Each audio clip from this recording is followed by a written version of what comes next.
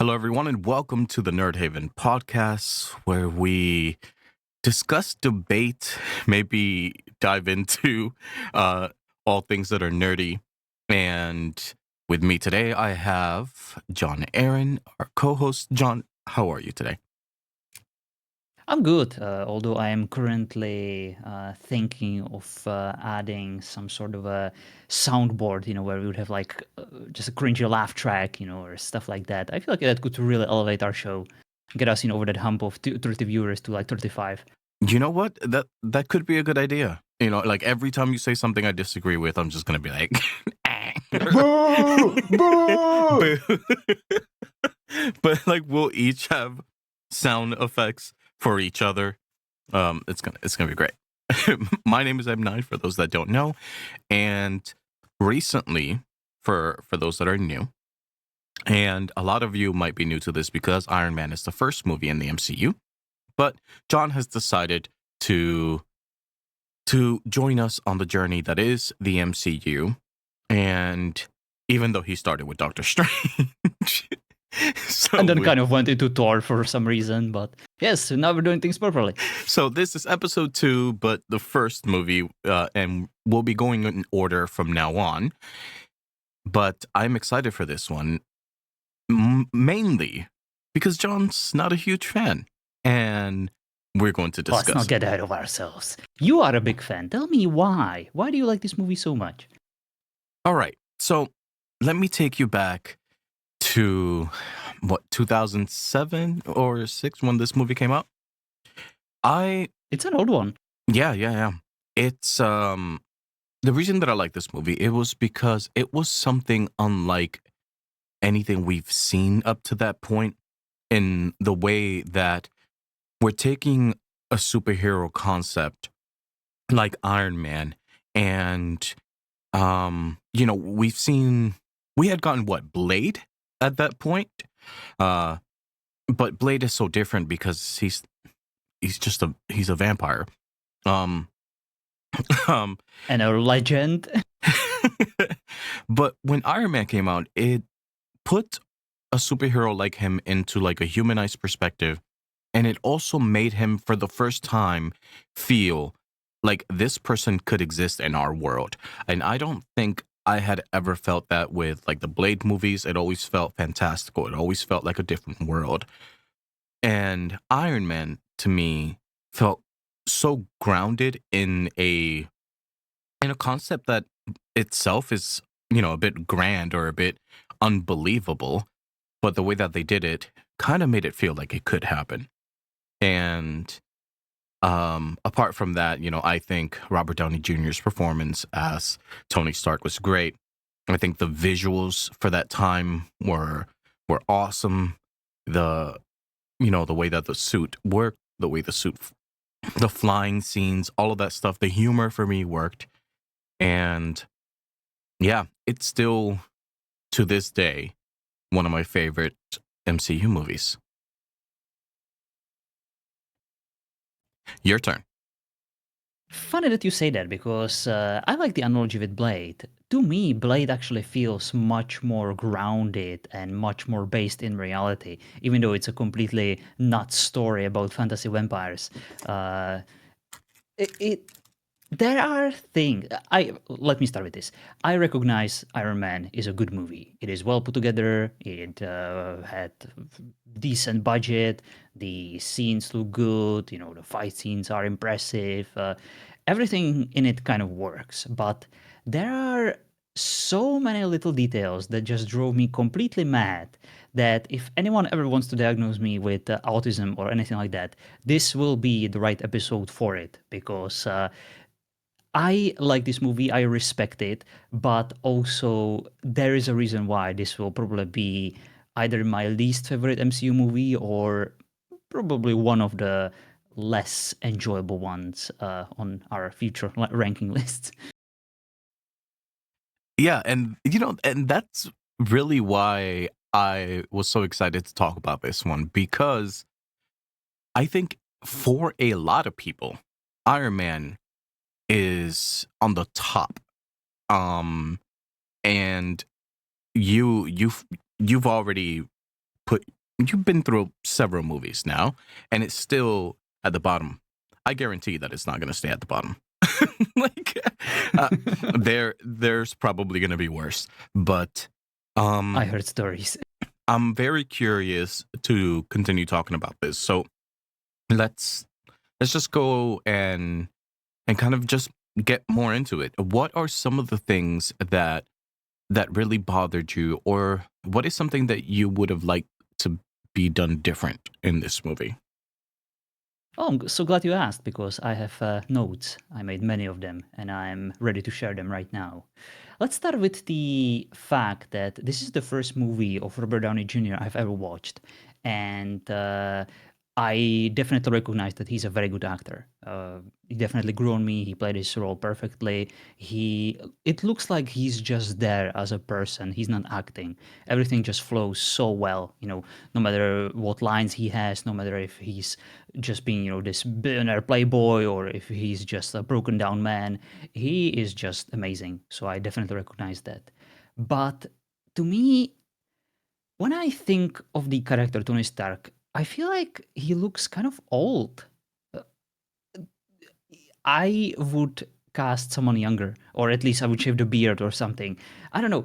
I feel like, especially considering, he is like a long-standing character in the MCU universe, I feel like someone younger in this position would have fit a bit better for me. What do you think?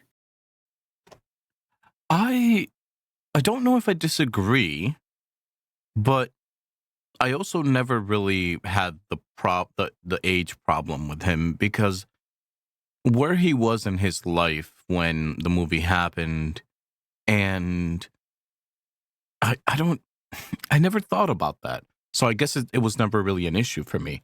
It could have worked if he was younger, um, but his age was never really a concern. When I think of like these billionaire playboys, I always think of someone just younger, unexperienced, sure, like genius, but definitely someone at least slightly bit more younger, raw, still kind of undercooked. And he, in this movie, he feels, I don't know how old he is whenever this movie was made, but definitely feels like a 40-year-old guy, that is just that has seen the world, been through many things, but he's not exactly acting like it. Maybe this is a movie about his what is it called? Midlife crisis.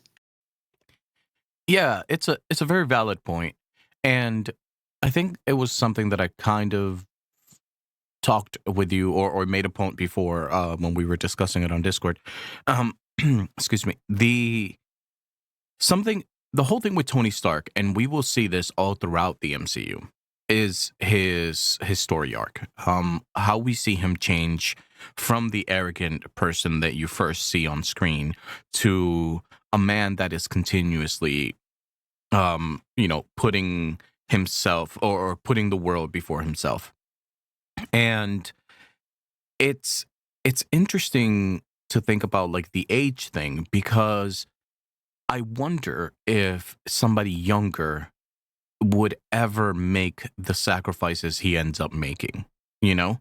Um or or if it's just a personality thing or if it's just a character growth thing. Um so it is an interesting thought that you bring up because I never really considered it, but seeing him go through everything that he goes through, and I know that we're just kind of sticking with Iron Man for now, but his age feels appropriate later, as it goes on. But for Indeed, this indeed. one, I I guess I do see your point that he could have been younger in this one. I don't really Yeah. see. Yeah. And I like what you mentioned. I guess what would really make this franchise better or more immersive to me would be to see him very young in this first movie, and then like slightly older in the second one, and maybe like just getting there, in his age in the third one. Because I do agree, that the character progression across the movies is there, is noticeable, and it's one of the reasons why I like the following movies a bit more than this one. Hmm. Yeah. And the funny thing with Iron Man is that I feel the franchise, the Iron Man collection, I should say, I do feel like it gets better as a collective. other than, I can't say the same thing about like Thor.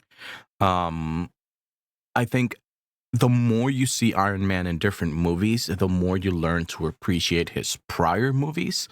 And I'm not sure if that's necessarily a good thing or a bad thing when it comes to like the overall picture, because I I shouldn't have to watch, like, let's say Avengers Infinity War, because you're not there yet, but I shouldn't have to watch that to respect his prior movies more.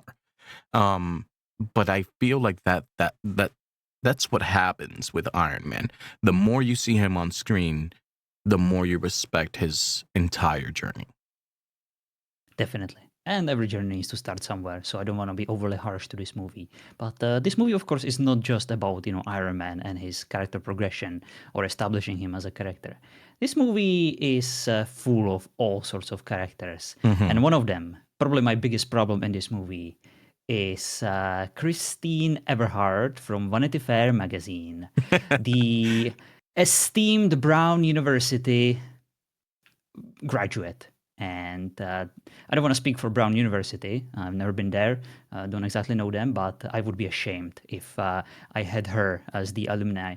And let me tell you, if I were to conduct an interview with, the merchant of death, the freaking blood money profiteer creating weapons of mass destruction that kill innocent people across the world, my first thought after engaging in an intellectual debate with him wouldn't be to straight up sleep with him passionately in his bed in Malibu. That definitely wouldn't be on top of my priorities. When I hate someone, either professionally or emotionally or passionately, I don't exactly can help myself but to immediately sleep with them. That's no. Forget about journalistic integrity and the fact that you don't sleep with your sources or with the subjects of your investigations. I was a journalist once. I never felt the need to sleep with anyone, no matter how attractive they were, no matter how rich they were.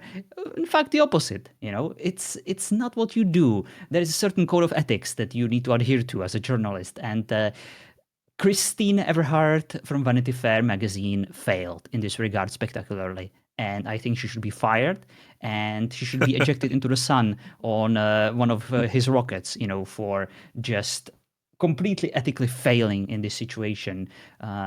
And then she has the audacity to come back, wherever he's like all over his character arc, to just be like, hey, look at these photos. You're still selling weapons. You, your female juices are still all over his bed. Like, did you forget that you slept with him, that you Oh ethically my god. compromised yourself? What the fuck are you doing? It's just, I had very big issues with her character. I, again, I love women. Women are amazing, but this one is just so shallow and just, what a waste of tuition. Tuition. I think this is one of those points that I'm not going to fight against. I don't think that her character had the representation that she should have. I think her character was a tool for Tony's character Sex. development, not Yes, that too. not hers. And I think that that's sad, and I think it's like a point against women in this movie. Um, Oh, yeah. because she is being used just to see how shallow Tony was, and then we see Tony kind of move forward from that a little bit, but nothing ever becomes of that character, you know? And it kind of sucks, but she was definitely just a tool in this story. Definitely. And speaking of tools, let's talk about Pepper. Oh my goodness. What an immoral asshole. Like, she works, for this freaking warlord of death, merchant of death who, like, sells these rockets. And she's constantly on her high horse, just, essentially convincing herself, that she runs this company, that she runs him, even though she's kind of acting like she's above it all. She is there to essentially escort and dress up, this pathetic excuse of a journalist and to like take her out of his home. That's not your job. If you're like almost a CEO, and you will end up, of course, being a CEO, you're this extremely important person in his life, then this is not your job. Freaking hire someone to do it for you. You should be like out there doing important things, like being Tony Stark's mother or whatever this dynamic is between these two. I, by the way, don't see anything romantic between them. There is no chemistry for me. All I see is just, this lady, I believe Gwyneth Paltrow, of course, doing an amazing job as an actress, but like to me, she is basically just kind of pretending to be his mom, and him being kind of all over it, and just the romantic build-up between them, kind of orchestrated by the movie. It feels very awkward to me. I didn't like it at all. Yeah, I guess that's also another point that I'll agree with you on. Her, although I do feel, and I think that this is kind of a point that I made to you before, is that a lot of the romantic interests in the MCU are kind of done like as a sideline. There's not really a lot of pressure and time spent on them, and I think Yeah. that that's kind of something this movie has going for it. We don't really, or at least I personally, I'm not gonna say we, but I bought their relationship a bit more later on, and I guess it just developed into that. In this movie, I I did not like the idea of them even being romantically involved, and I also didn't really like her character that much either.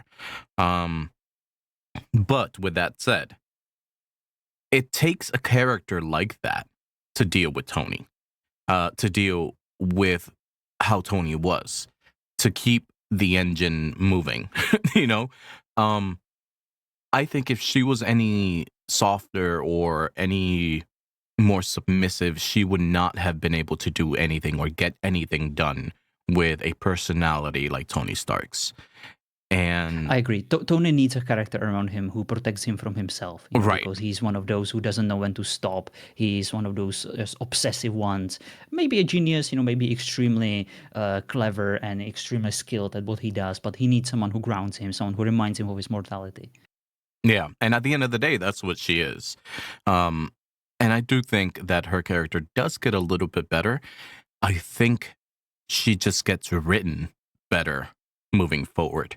Um, and this one, she did struggle a little bit. So I do agree with you. Definitely. And I think we can kind of forgive this movie. It's the very first one. They were still kind of like figuring things out.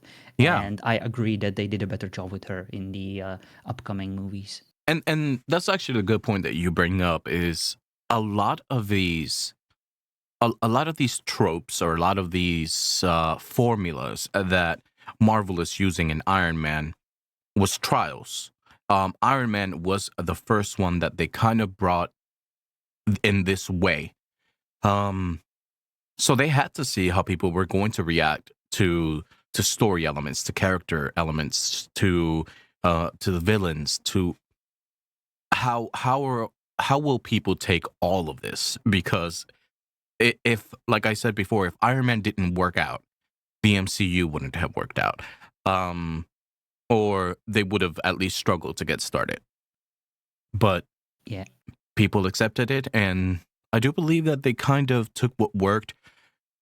Some of the villains still struggle, and I'm not sure if that's one of your points, but um, you know, it was their first one, and a lot of these things is things that they just had to try. Indeed, and I kind of am glad that they went this unhinged route a few times. Like things like the strippers who should by never in any universe should be flight attendants, because it's a serious job and you could get hurt on those Right. heels and with a fucking stripper pole. That's like a bit too much. But like I'm glad that they tried things, but it also contributed to my overall like dislike of this movie, because like who the fuck hires a driver, a dedicated driver, to drive your limousine around just so you can race him with your stupid sports car? That's so wasteful. Like, yeah, I cannot take this seriously. That's just too much. But I don't know. And who the fuck drinks hot sake? What the fuck? What the fuck is a hot sake? I was hoping the plane would go down. Like it was just that whole scene. Just ugh. Yeah. Jeez. But then the movie kind of fixed it, because like the demonstration of those missiles, what an amazing shot! Like Right, when yeah. he's having the cool little speech and behind him like the freaking explosion. That was like cinematic masterpiece. Yeah, that was great. Such an epic scene. And then everything that follows with him being taken, and we're gonna talk spoilers in these things, by the way, guys, because I mean it's a almost 20-year-old movie. It's, um Yeah, deal the with it.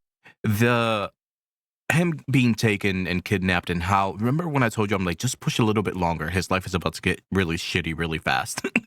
Yes, because during my first watch, I kind of stopped like in around like 14 minutes, and I just, I have a headache. This journalistic integrity just, oh, Because to your it was point, painful. you had a problem with Tony Stark. You had a problem with I his did. character. You had a problem with the way that he was, the way that he treated other people. And I was like, Yes, I you know, severely disliked him. yeah, I was like, you know what, John? It's kind of the point. Just let it go a little bit further, and if it doesn't hook you, then I'll understand. But then they get to that scene. Yeah, the fact that they shoved a big fucking tube in his nose and he was forced to like jam it out was definitely enjoyable to me in that moment. I hate having tubes in my nose, and this one definitely felt satisfying. Yeah, So justice was done. I had something like that done to me in boot camp. Was not a good time. Yeah. Did you also get like a little circle mechanism in your heart, and were you forced to carry around a freaking automobile battery? Because that was hilarious. To stay I was kind of alive. hoping he would stuck with it, for like the entire movie. He would just have like a car battery. Yeah. No. I was severely like congested, and I couldn't breathe, and I passed out. Oh, like a baby. So yeah, so in order for me to actually like breathe, they shoved a silicone tube up my nose. Oh my god, that sounds Yeah. horrible. I'm And sorry. and then they made me take it out myself because they're not gonna. Yeah. Yeah. Good times. Anyway, how did you Let's. like that progression of um we understand what is going on, and now he has to try to build his way out of this, right? Now he does have to rely on he can't rely on his charm in this cave. Um so Well, you would think so. you would think so, right? But how did you like him making what was essentially the Mark 1 of his suit? I hated many things about that, but the one thing I did not hate was my man Jensen. That was the guy that was in there with him. Yeah, Yes, amazing. Jensen. Sorry, not Hmm. Jensen. I ruined it. Jensen was an amazing character. I liked him immediately, but I also knew from the very first scene he was showcased that he would die. He wouldn't live. Yeah, Whatever Tony Stark's plan was, Jensen would have been the sacrificial lamb that would eventually turn him straight. His one and only friend that would kind of guide him through this journey, and that, of course, would help him as a sidekick. So I was a bit sad, but at the same time, Jensen went guns blazing, literally freaking shooting like an animal into the ceiling for some reason, just to buy him a bit more time. So that was definitely like a cool scene, and I think justice for Jensen was done. When Tony Stark fucking built the Mark One RoboCop suit and just started destroying poor terrorists. Do I buy it that Tony Stark, although a genius, although an amazing tinkerer, can, like, under the very strict supervision of these terrorists who are constantly taking notes about everything he does and recording it day and night, can build a RoboCop suit in the cave, having like limited resources, working with like spare parts of rockets, and suddenly he creates this freaking behemoth, this golem of a suit that would be impossible to walk in, by the way, because that's just complete nonsense. Would be impossible to not get penetrated with like high caliber bullets from like the turrets they were shooting him with. Like I can definitely suspend my disbelief a little bit, but this impenetrable suit that could also somehow be freaking shot into space and land far enough from these terrorists, that was a bit too much for me. Like, I like it when movies explain things a bit more, even though if the explanation isn't exactly satisfactory. in terms of science, in terms of all the explanations, but at least attempt to provide a bit more than just he freaking forged this mega suit that is just so amazing, so incredible. Like, it's 21st century. I'm sure if this was a viable way of protecting someone from bullets, then all the soldiers would be wearing like similar suits already. Like, I understand that he built himself, the palladium core reactor, the arc reactor that was somehow powering it. But I don't know. I feel like it was just too much of a stretch for him to build this in like a record time and just be Yeah. able to essentially be immortal. Yeah, I do think that there had to be quite a bit of a suspension of disbelief for that. But so does everything else in the MCU. Yeah. The there is a lot of like, yeah, it's a comic book movie, so shit happens, right? But the the way that I had more of a problem with what you just said, it's like the fact that not that the fact that the people or the bullets could get through the fucking suit, because thinking about like these things came from his weapons and I mean his torpedoes and stuff like that. Maybe all that stuff is done with really good quality shit. Fine, I can buy that. The for me the problem was mostly what you said initially, and it's like him being able to build this without being seen or without somebody Yeah. coming in to check in on him, or like nobody looked for a progress report at all. Like we're just telling him what we need and we'll check back with you later.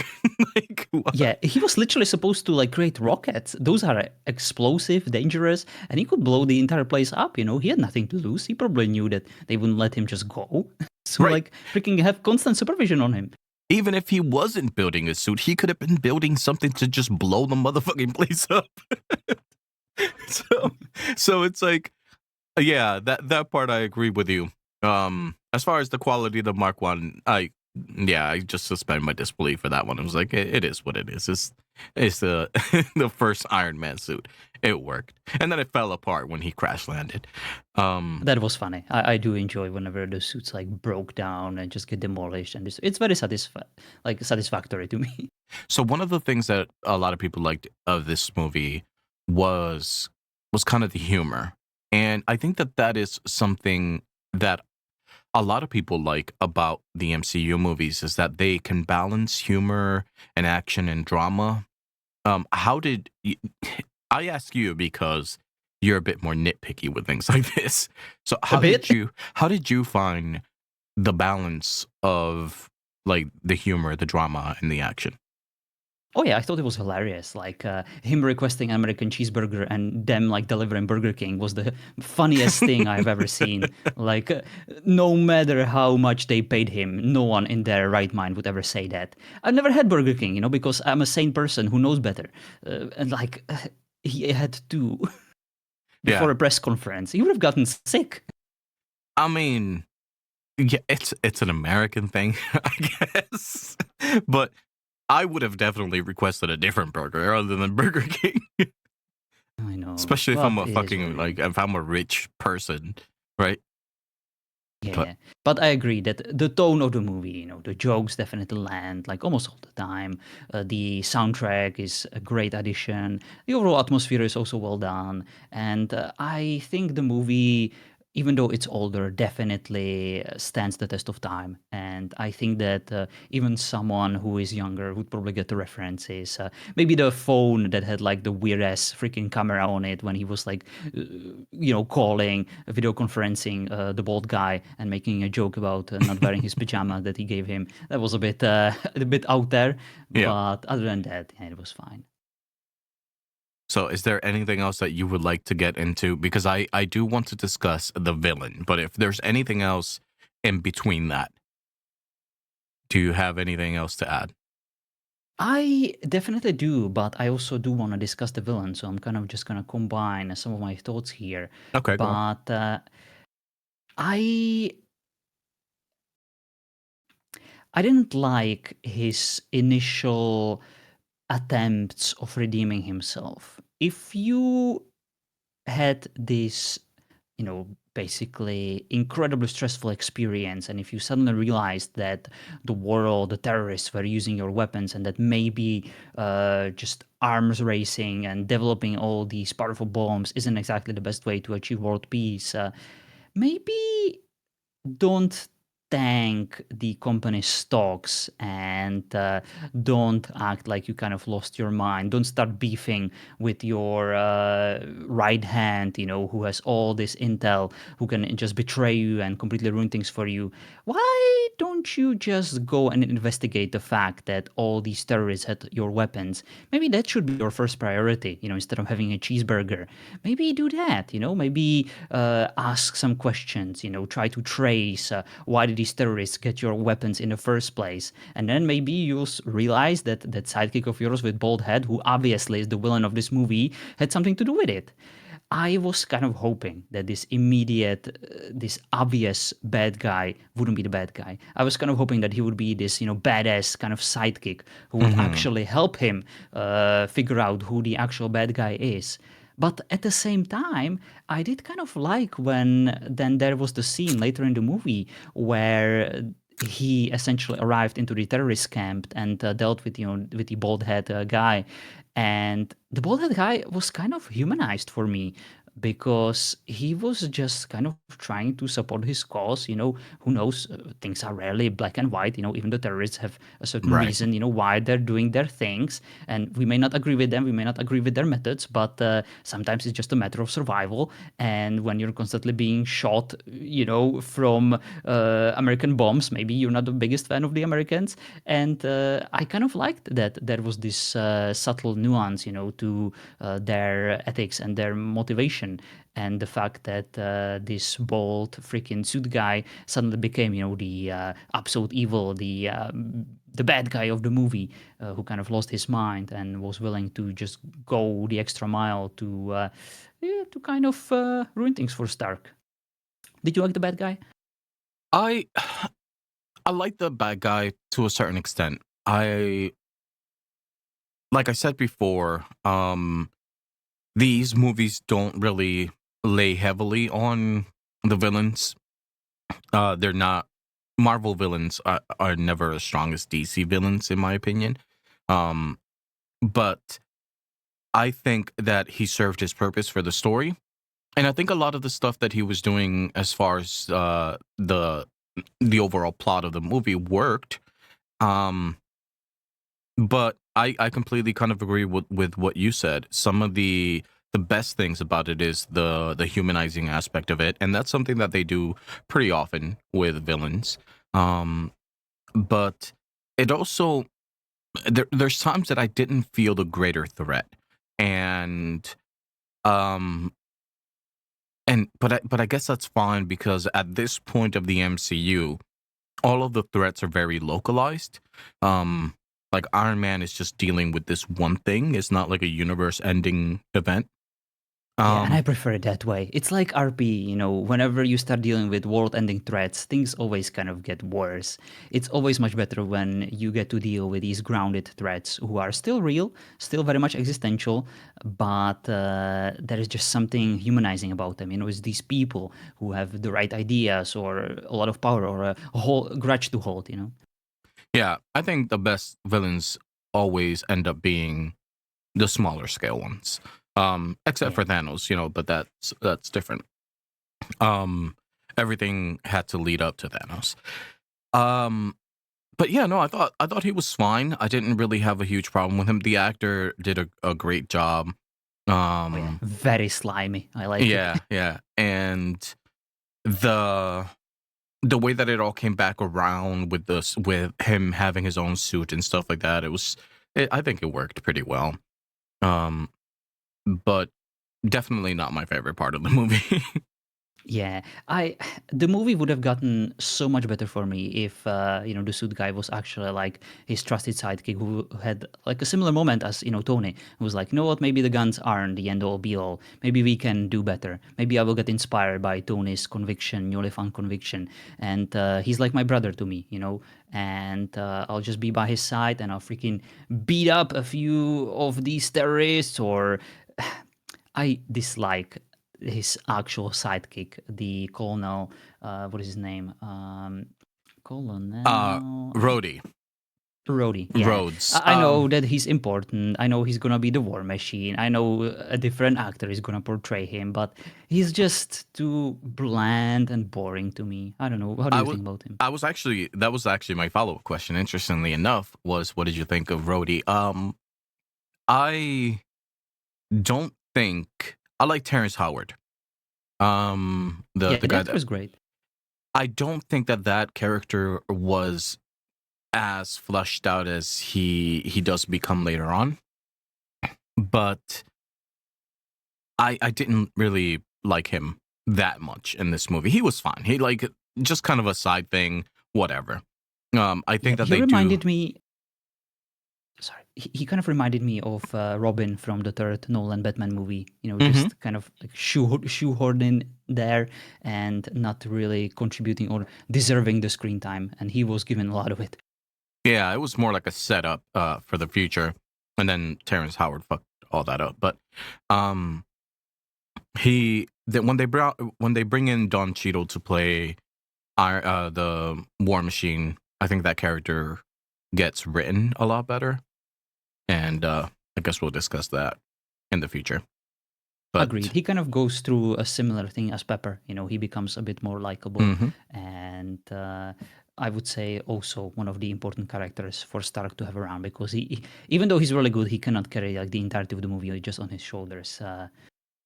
No Yeah, matter how amazing Jarvis is as a companion. yeah, and you notice how all of these characters have to be very contrarian to Tony Stark.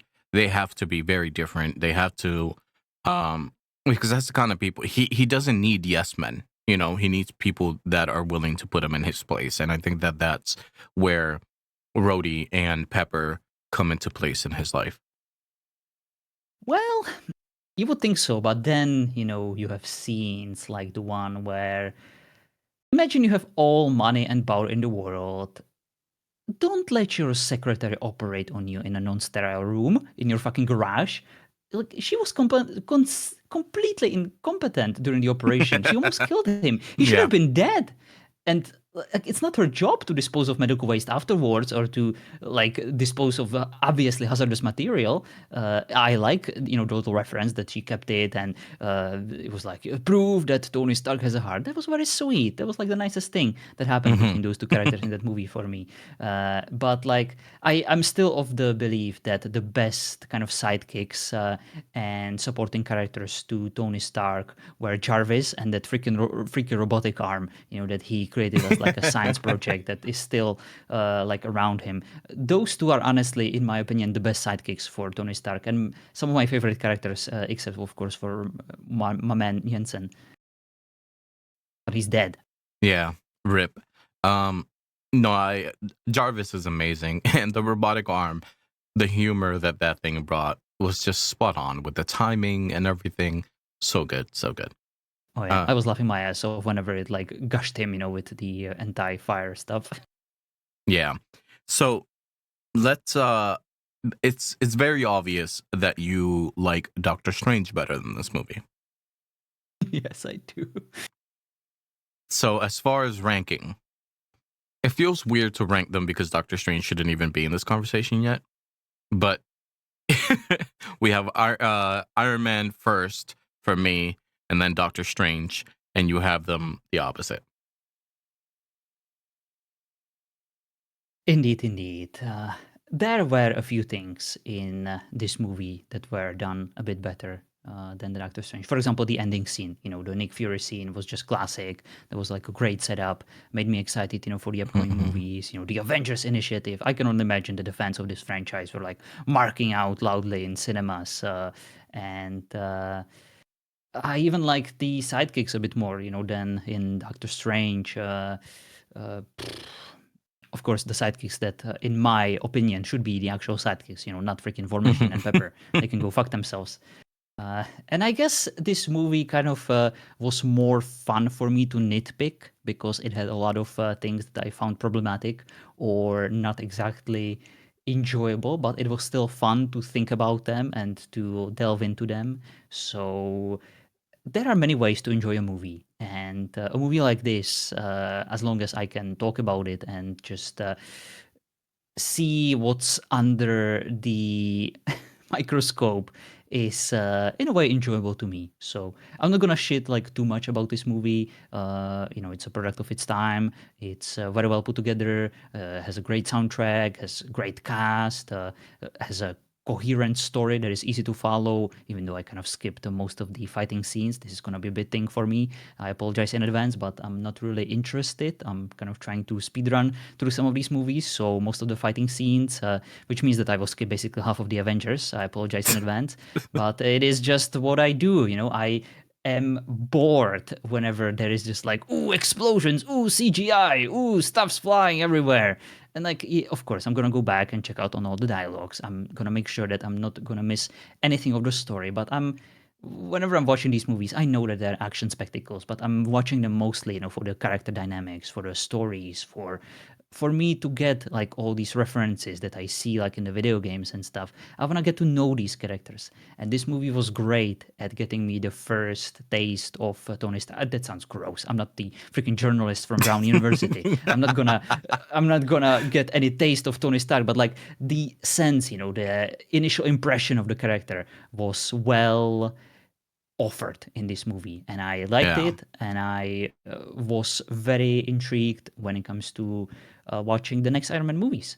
Yeah. So one of the things that you're saying about like getting to know the character a bit more and getting a taste of them, um, the Gross. that's actually one of the reasons why I feel personally, and a lot of fans feel that this franchise or the MCU as a whole worked well, right? Because we got to know all of these characters individually before we got them in the big team up.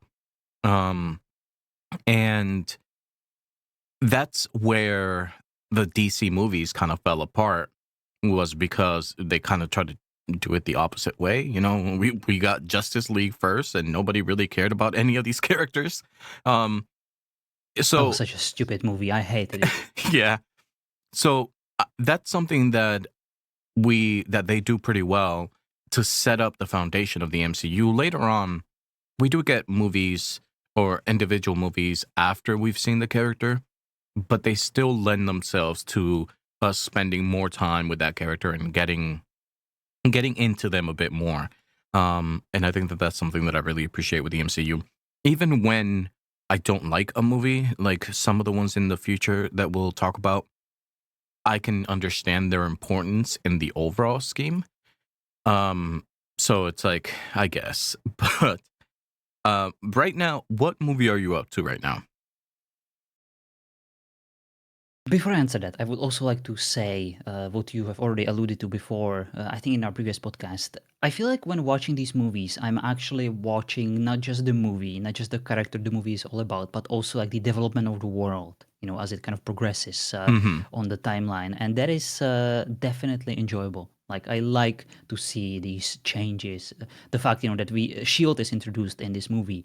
I actually had no idea up until then, that the shield actually meant something more, that like the Department of Defense, or I don't know what it stands for, but the agent, it was kind of cool to see him in like a more grounded way, Yeah. because I feel like during the Avengers movie, he turns into more of a like a meme, like a kind of a jokey character, which I don't really like. But at any rate, what was your question again? I'm sorry. Um, what movie are you up to now? Is it The Dark World or Winter Uh, Soldier? Oh, you mean like how many movies have I actually watched, and not what movie are we doing our next podcast about? Yeah, yeah. Like, which movie are you currently watching? I have stopped, and I have actually started to rewatch these movies before our every podcast, because I feel like it's only fair. Because some of these movies I only watched once, and I feel like that's not enough to like get Oh, okay. uh, all the info about them. So I will probably stop, or at least progress very slowly. But yes, I have already seen like Iron Man 2 and 3. I've seen and not the Endgame, the Avatar. No, not Avatar. The Avengers. There you go. Avengers, And Captain yeah, America, I think Thor. I think my last one was the Thor: Dark World. Okay. Yeah. So I mean that might be kind of nice. They'll be fresher in your head when we discuss them as well. Um, I'm curious as to how much you know so far, but yeah. Any other additional comments on Iron Man?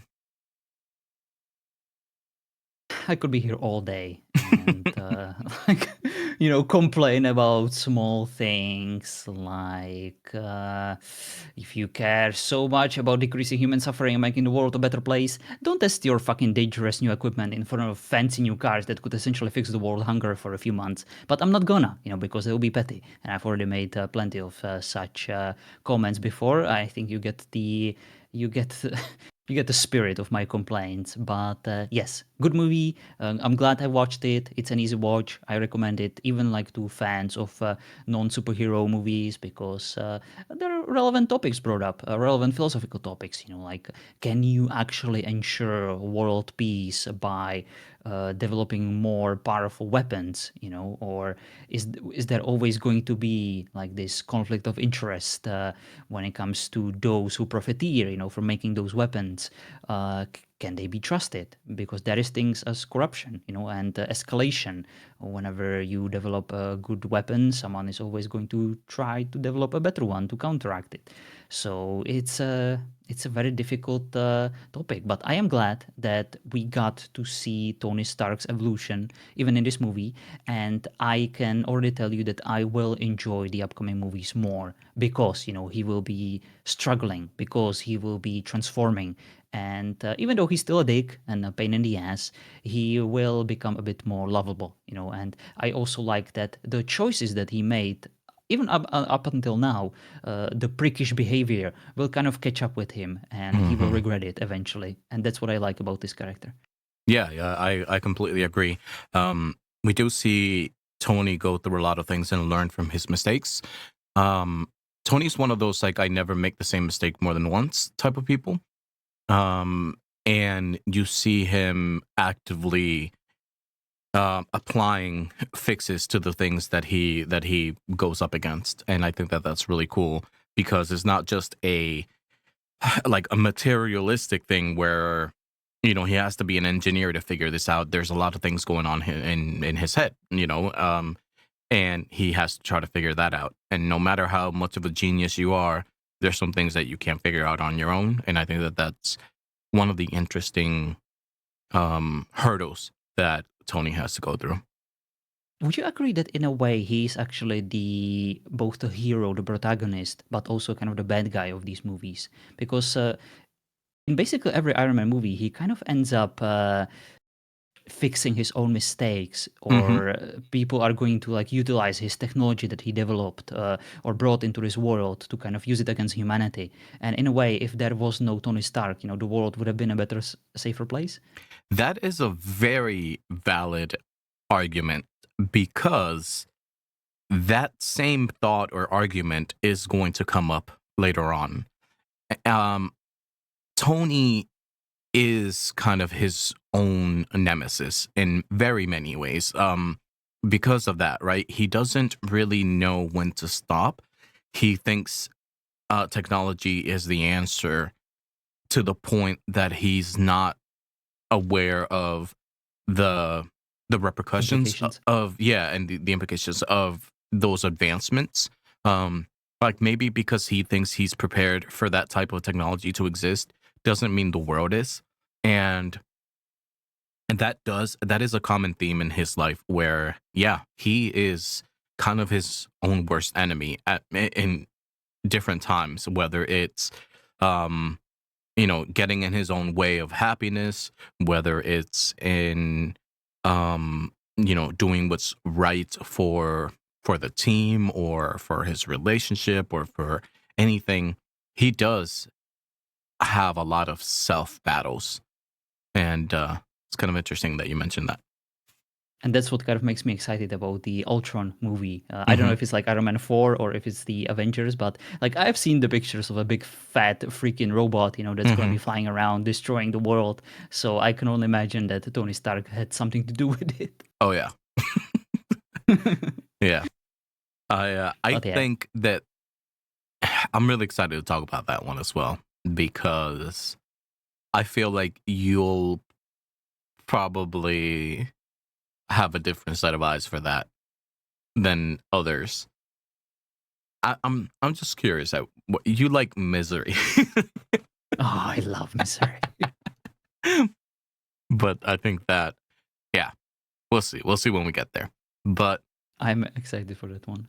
yeah, Iron Man and the beginning of the MCU. Next, we'll be talking about the Incredible Hulk. That, as most people know, is thematically a bit different. Doesn't necessarily fit with the tone that Iron Man has, but overall, they shoehorned it in. um, and so we'll talk about that one, and because John is a Hulk main in in Marvel Rivals. I heard nothing but bad things about the movie, but because, I'm a dedicated Hulk main in Marvel Rivals, I had to watch it. Yeah, My expectations were very low. it's one of those things. So my wife and I, before Endgame, we did a watch through of the entire MCU, and we allowed we allowed each of us to pick one movie to skip, and she skipped the Incredible Hulk. Oh, I wonder Yeah. she hates me. and I skipped Captain Marvel, but we'll talk about that later on. Oh, I'm excited for those ones. By the way, I apologize for prolonging this, but I'm curious, when was the first time you saw this movie? Was it like in a cinema, or did you like watch it on a videotape? I saw this in theaters. Yeah. I remember back then a lot of theaters were doing midnight screenings of movies. So like how movies come out on Fridays, but you could have a midnight screening. One of my coworkers on Thursday night went to see it at midnight, and when they came to work on Friday, they couldn't stop talking about it, and they were like, "Oh, I already got tickets to go see it on Saturday and Sunday," and I'm like, "Are you serious? Like, is it that good?" And then I went to see it that weekend, and I loved it, and yeah, that was the beginning of it. Then I think I've seen every single MCU movie in theaters since then. Ah, very cool. I am But not much of a cinema guy, so I'm probably experiencing this in like a lesser way, all these movies, but it's still enjoyable. Like, I do like it when I can just focus on those movies. I like watching them for the first time, at least alone, just without any distractions. Sometimes I might, I don't know, like do some light work on the background, but whenever there is like a cool scene that I want to stop it, I want to make sure that I'm just fully prepared to just kind of embrace it all. I like making notes and funny comments on my Discord about it, and yeah, that's my favorite way to enjoy these movies for the first time. yeah, I think one of my one of my favorite moments was when you took a screenshot and you made a comment about it, and then like 10 seconds later, you're like, "Oh, okay." Yes, we'll get to that. We'll talk But about it at later. least that the movie actually did something good and totally got Right? me, and Just got you. I'm never ashamed to admit it. That I was bamboozled. Oh, that was so good. My wife was like, "Boy, just watch the movie." but uh but yeah, there's gonna be a lot of those things that they tried to do, like switcheroos and stuff. But we'll see how it goes.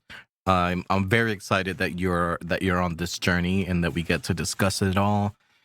And for anyone that has any recommendations or any questions or anything that you're curious about, whether that's John's experience or my knowledge of anything, please leave a comment, and we'll get to that. And we'll probably answer some questions in the next episode as well. So next episode is The Incredible Hulk, and that should be pretty interesting. Watch it. Yeah. So Tell us, were we out of line? Were we right? Who was more right? Was it M9 or was it me? Let us know in the comment section below on M9's YouTube channel. yeah. And click the like button, you assholes. Yeah, click the like button, and we'll see you all next time. Bye. I waited for you to say bye.